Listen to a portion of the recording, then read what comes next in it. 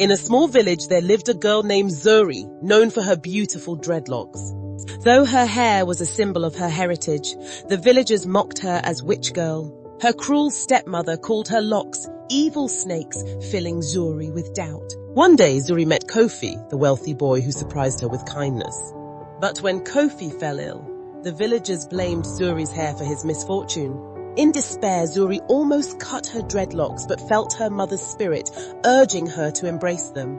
An old woman appeared, revealing that Zuri's hair was a gift meant to heal. Zuri's journey led her to discover the true power of her unique hair.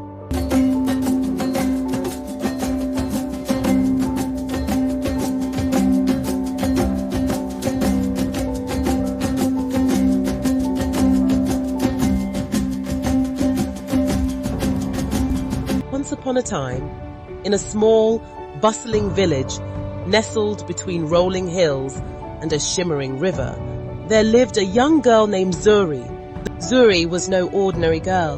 Her long, beautiful dreadlocks cascaded down her back like a dark waterfall, setting her apart from all the other children in the village. While her hair was a symbol of her heritage and strength, the villagers saw it as something strange and evil. They would often mock her, calling her names like Witch Girl and Cursed One.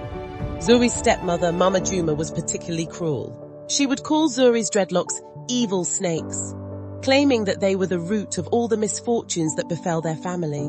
Zuri, feeling the weight of the world on her shoulders, often retreated to her small room, tears streaming down her face as she wondered if her hair was truly a curse. Despite the harsh words from those around her, Zuri held on to the loving memories of her late mother, who constantly reminded her that her hair was a blessing and a connection to their ancestors. One sunny afternoon, Zuri went to the village stream to fetch water. As she filled her clay pot, she noticed a group of boys approaching, led by Kofi, the son of the wealthiest man in the village. Kofi was known for his arrogance and disdain for others, especially those he deemed beneath him. His friends snickered, preparing to ridicule Zuri for her hair. To her surprise, Kofi approached her and asked politely, "May I have a drink from your clay pot?" Zuri, taken aback by his request but determined to remain calm, dipped a small calabash into her pot and handed it to him. His friends gasped, expecting Kofi to belittle her, but instead he drank the water with a look of genuine appreciation. "Thank you for your kindness," Kofi said, his eyes lingering on her dreadlocks, a mixture of curiosity and admiration. The laughter from his friends faded as they watched in disbelief, for Kofi was never one to show kindness to anyone he considered lower than himself. As days turned into weeks, Zuri's encounter with Kofi became the talk of the village. However, Kofi soon fell gravely ill, and the villagers began to whisper that Zuri's hair had bewitched him. They looked at her with eyes full of suspicion and fear, blaming her for his condition. Zuri felt the heavy burden of their accusations, her heart aching with guilt and confusion. One evening, as Zuri returned home from another day of scorn, Mama Juma unleashed a torrent of verbal abuse. Zuri, a young girl, felt crushed by her stepmother's harsh words, accusing her hair of being the source of all their troubles. In despair, Zuri picked up a sharp blade, contemplating cutting her dreadlocks to rid herself of the pain they symbolized. Suddenly, the spirit of her late mother filled the room, bringing Zuri a rush of courage and strength. Her mother's voice echoed, urging her to embrace her hair as a symbol of her strength and individuality. With newfound resolve, Zuri dropped the blade, tears streaming down her face as she embraced her uniqueness. That night, Zuri, a worried 16-year-old girl, couldn't sleep, consumed by thoughts of her brother Kofi's illness. She wondered if she was indeed the cause of his suffering. As she lay there, she began to hum her favorite lullaby, hoping to soothe her troubled heart. Suddenly, a rustling sound outside her door startled her. With a mix of fear and curiosity, Zuri crept towards the door. To her astonishment, she found a frail old woman sitting under the large mango tree in her yard. The old woman, with a gentle yet commanding voice, addressed Zuri, saying, "You called for me, dear child." Zuri's heart raced as she opened up about her troubles to this mysterious figure. The old woman explained, "The people fear what they do not understand. her eyes twinkling with wisdom as she listened intently to Zuri's concerns. "Your dreadlocks are not a curse. They are a gift meant to heal," the old woman advised. "You must learn to embrace who you are, for only then will you discover your true power." Before Zuri could ask for more guidance, the old woman vanished into the night, leaving Zuri feeling both enlightened and puzzled. The following morning, Zuri, a young girl of 10, awoke to the sound of villagers outside her home. They had come to take her away, believing her to be cursed. Mama Juma, Zuri's fierce mother, fought valiantly to defend her daughter against the angry villagers, but their resolve was unyielding. The villagers insisted that Zuri's presence brought misfortune and demanded she be banished from their community. With nowhere to go, Zuri and Mama Juma set out into the vast wilderness, leaving behind the only home Zuri had ever known. Days turned into weeks as the mother-daughter duo wandered from village to village, but no one would accept them. Zuri, a young girl, felt the weight of fear and rejection as she realized her hair was the source of their suffering. They slept in the forest, their bodies weary from the harsh elements. Yet Mama Juma remained steadfast, her spirit unbroken. Mama Juma reminded Zuri of their ancestors, fierce warriors who had triumphed over great challenges. "Your hair is a symbol of strength," Mama Juma said, instilling hope in Zuri. "It will one day reveal its true power." One fateful night, Zuri lay in the dark forest when she noticed a strange figure darting through the trees. Panic gripped her heart as she instinctively tried to flee, but the figure was too fast. Before she knew it, Zuri was grabbed by her hair and a brilliant light surrounded her. Zuri watched in awe as the figure transformed into a handsome young man.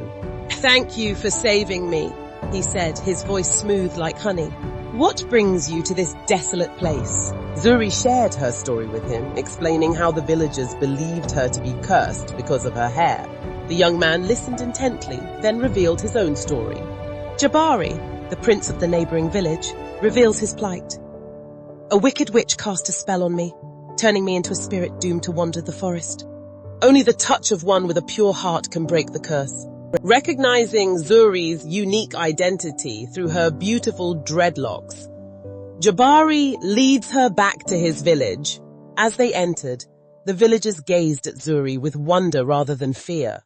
Jabari explained to them how Zuri had the power to uplift and heal. They welcomed her with open arms, grateful to see their prince free from the curse. Zuri was taken to the palace, where the king listened to her story and acknowledged the strength and beauty of her hair. "Your dreadlocks are a gift, young Zuri," he proclaimed, "and they have undone a spell that even the greatest healers could not." Feeling accepted for the first time in her life, Zuri blossomed in the village. Meanwhile, Mama Juma, who had never stopped searching for her daughter, finally discovered Zuri's whereabouts and rushed to the palace. The two were reunited, their embrace filled with joy and relief. However, back in Zuri's former village, Kofi's health continued to decline. The village healer had a revelation that Zuri was the only one who could heal him. Kofi's father made the journey to the palace, pleading for Zuri's help. Moved by his desperation, Zuri agreed to return to her village to heal Kofi. She knew that she could use her hair to bring him back to health. Upon arrival, she approached Kofi, who lay weak and pale.